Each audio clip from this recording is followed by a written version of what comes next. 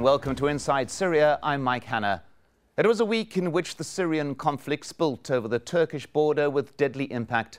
5 Turkish civilians were killed in mortar fire that originated from within Syria, and the Turkish government responded by placing the country on a virtual war footing, the Prime Minister seeking and getting permission from Parliament to take whatever military action is deemed necessary, including the deployment of forces into Syria. In a rare show of unity, all members of the UN Security Council condemned the mortar attack, but avoided any debate about invoking Chapter 7, which would allow economic sanctions and even military action. Verbal condemnation too from NATO, but that's where it ended. There was no question of invoking Article 5 of NATO's charter that would require all the organization's members to defend Turkey. The international allies clearly signaling that if Turkey was going to take military action inside Syria, it would do so alone. And complicating things further for the Erdogan government, increasing domestic criticism. The official opposition insisting that what it describes as Ankara's skewed support of the Syrian opposition has made the situation worse. From Ankara, Barnaby Phillips reports.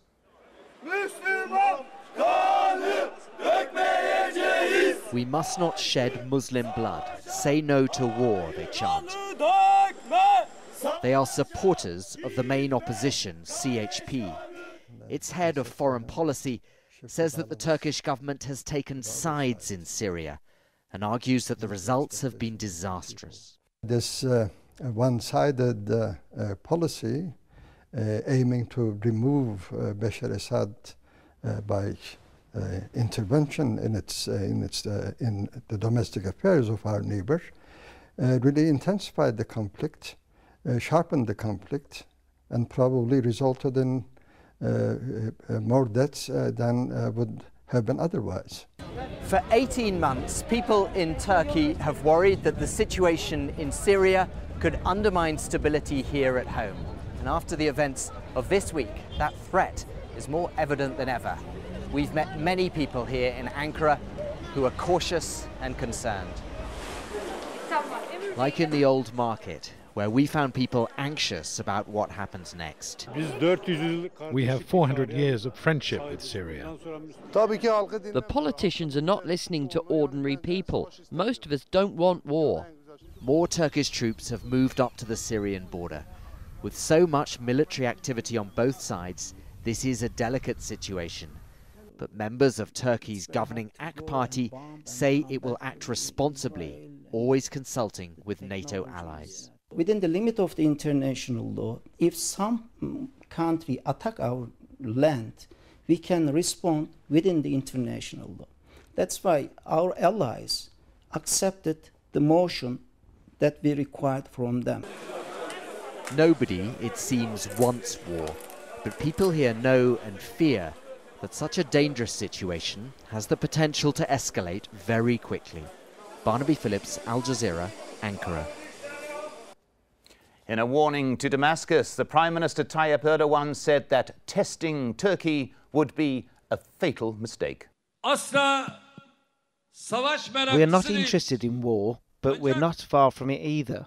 Those who attempt to test Turkey's deterrence, its decisiveness, its capacity, I say here, they are making a fatal mistake. And now we're joined by our 3 guests. In Ankara, Yasir Yakis, a member of the Turkish Parliament. He's also a founding member of Turkey's ruling party, that's the Justice and Development Party. He's also a former foreign minister and a former ambassador to the UN office in Vienna, Egypt and Saudi Arabia. Also in Ankara, Haldan Solmaz-Türk, a retired brigadier general. And in Oklahoma, Joshua Landis, the director of the Center for Middle East Studies and associate professor of Middle Eastern Studies at the University of Oklahoma. Welcome to you all. Well, let's begin with Yasir Yakis. The country is now effectively on a war footing. Is escalation inevitable? Of course, it is inevitable, and this is what we should be trying to do. And the escalation is to the detriment of everybody's interest, including Turkey. And perhaps the first, it is to the detriment of Turkey's interest, such an escalation. And I don't see that Turkish authorities will try to escalate it. On the contrary, they will do their best in order to prevent the escalation. Well, Haldun Solmaz-Türk, it does appear that once the Prime Minister got permission from Parliament to even send troops into Syria, should he wish to do so, he has in effect been given something of a blank check, complete freedom to act as he wants to. Yes, that's true. Actually, this is surprising. I have great respect for Minister Yakış, but I have difficulty in understanding his approach and his party's and the government's approach to this crisis. I mean, what they wanted to get from the parliament is really a blank check. In this bill passed by the parliament, based on the majority of the governing party only, of course, the main opposition party opposed this bill. The structure, the size of the force is unknown, and the limits, and the political purpose, political aims, the end state, most importantly, under what circumstances such a force would be deployed into Syria is unknown. So there's an assumption that there was an attack, an aggression, or the situation was at a threshold of an aggression by Syria into Turkey. So this assumption is I believe, a false assumption.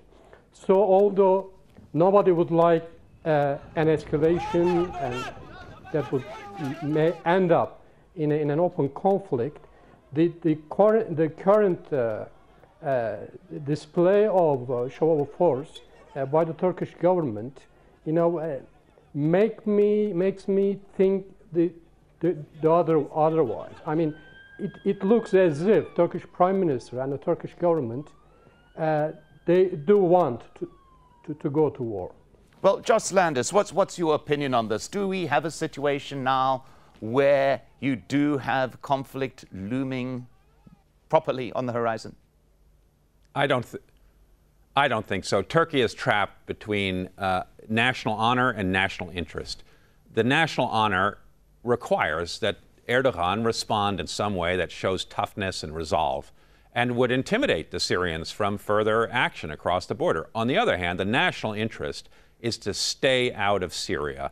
Syria is a potential Vietnam for Turkey. It's a swamp.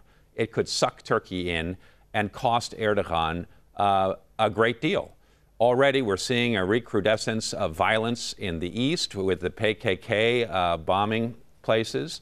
There is sectarian tension in Turkey. The opposition parties are now trying to get demonstrations against Erdogan because there's well over 100,000 refugees that are annoying people in the south. Turkey sees no end to this. The UN is saying that 700,000 refugees may flow out of Syria by the end of the year. This is a major headache for Turkey. Turkey is running the Syrian opposition. Thousands of jihadists from around the world are going through Turkey into Syria. This is an untenable, not untenable, but it's a situation that's going to cause a great deal of dissent inside Turkey as many people begin to ask, what are we doing? Why are we letting these Islamists go through Turkey and blow things up in Syria if there is no resolution? So the pressures on Erdogan to do something are great, but at the same time, the dangers are very high. Well, Yasir Yakis, we heard there the words that Syria could be Turkey's Vietnam. Is there an awareness in the Erdogan government of this possibility that it could be sucked into something it can't get out of? Perhaps I should mention something that I should have mentioned at the beginning. I am not any longer the member of parliament, but of course I am former foreign minister and founding member of the party. So I also have the freedom of action not to agree with everything that is done in Turkey. Now I come to the remarks made by General Solmaz-Türk first of all. The motion does not, of course, it looks as if it is giving a free hand to the government to do whatever it wants. But we have to remember that the motion which is adopted in the parliament was not put into pipeline for the sake of responding or retaliating the bomb shelling of Syrians into the Turkish territory. This motion was already in the pipeline in order to repress the PKK terrorists in the north of Iraq. So without or before this latest incident in Akçakale in Turkey, with respect, Mr. Yakis, that was a previous permission given by Parliament dealing with the PKK, the Kurdish separatists in northern Iraq. This is a separate issue with which the Prime Minister went to Parliament to ask for permission specifically for action within Syria. Actually, that other permission for Iraq was already overtaken by the duration of it was over, so it had to be renewed and it was put in the pipeline. It was already on the agenda of the Parliament, and when the Parliament was going to be opened, it was going to be taken up anyhow, with or without this latest development in Syria. So now let's not we should not be mistaken by the fact that there is a coincidence when this question was going to be discussed anyhow in the Parliament. This latest development with Syria has taken place, and it looked as if Turkey or the government was submitting this question to the Parliament for the sake of Syria. No, it is not correct. It was already in the pipeline for something else, and the latest development with Syria is a coincidence. This is one thing. Secondly, again, regarding the remark of the distinguished General Solmaz Türk, is that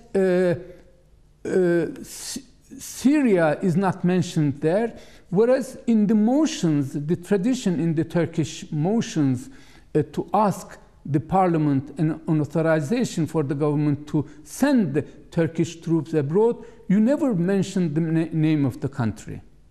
It is, you say that this motion authorizes the government to send Turkish troops abroad in general terms, and at the time that it wishes, and with the size of the military troop to be sent, again to be determined by the Turkish government. If I could just interrupt you there, if I may, Yasir Yakis, I want to put it straight to Haldun Solmaz Türk, precisely what you have just said now there. The issue, firstly, that this was already in process, the possible deployment of Turkish troops across the border, and the Syrian events was in fact something of a coincidence. What's your view, Haldun Solmaz Türk?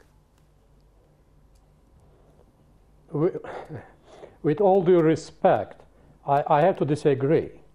First of all, yes, there have been similar bills passed by the parliament on an annual basis for contingencies in northern Iraq against PKK. That's true.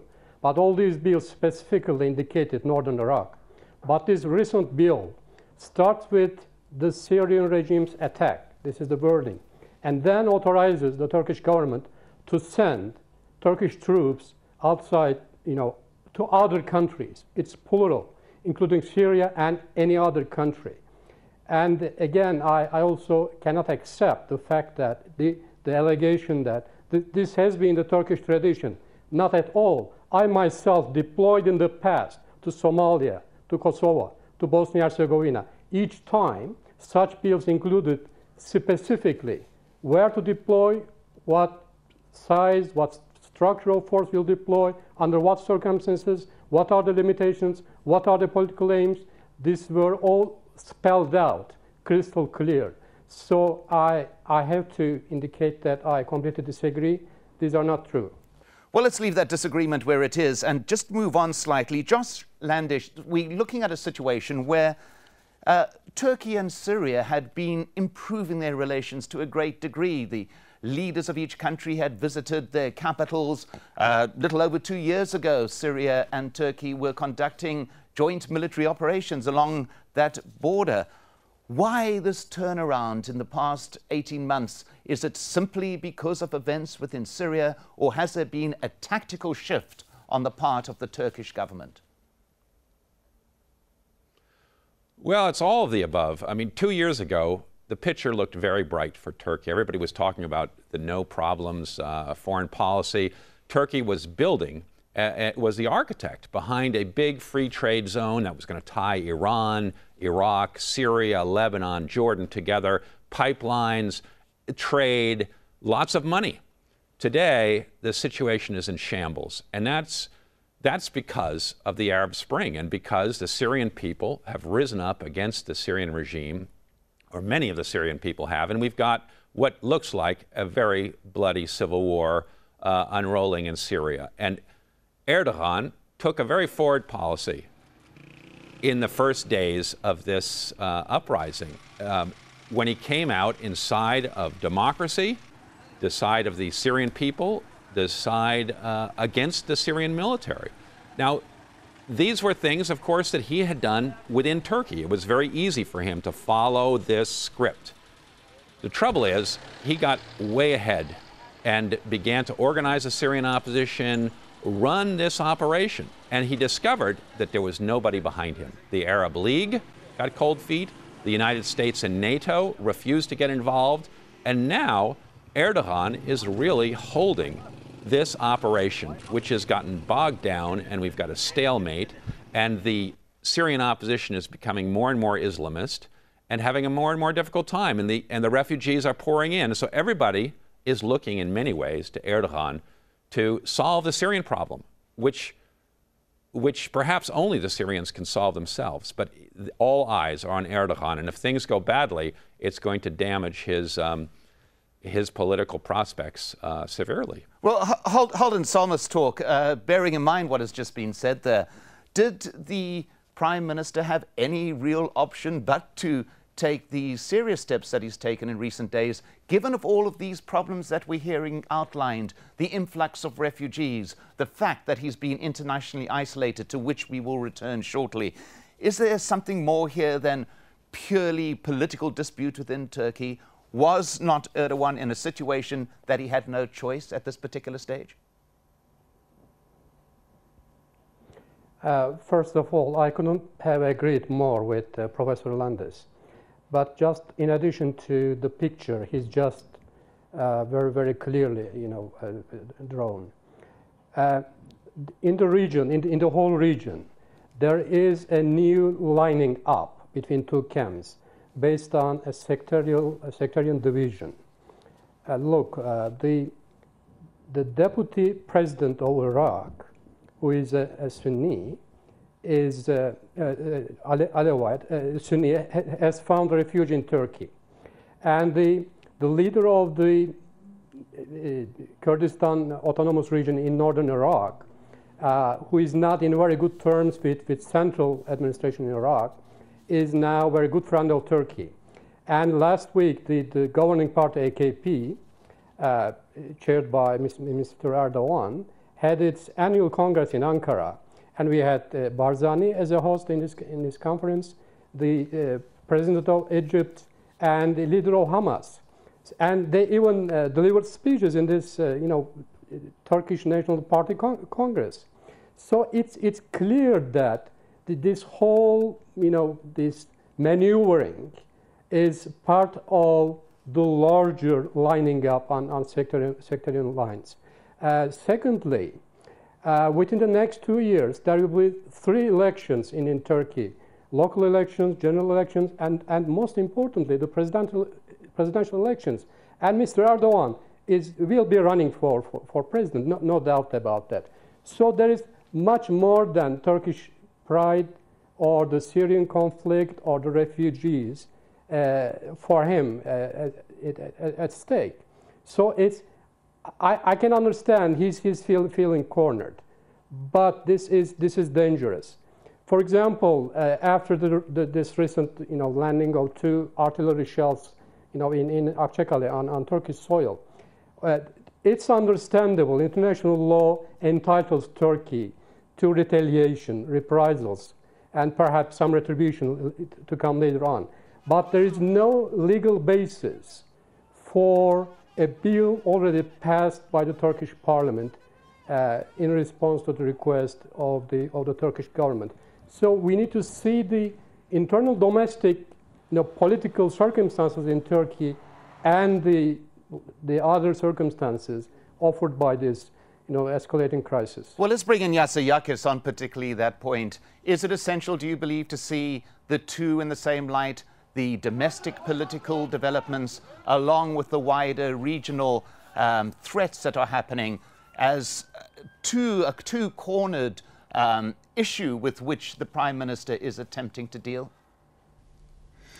Actually, I think that the initial lack of the right assessment was the fact that the Turkish authorities thought that the fall of the regime in Syria was imminent, and they have taken a position accordingly, and it turned out to be that the fall of the regime was not that imminent.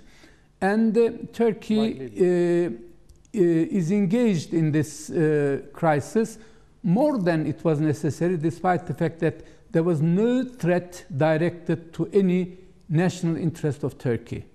Turkey got involved in order to protect the universal values, such as the people of a neighboring country was suffering from the repression of the regime, and acted accordingly, which was not necessary to go that far.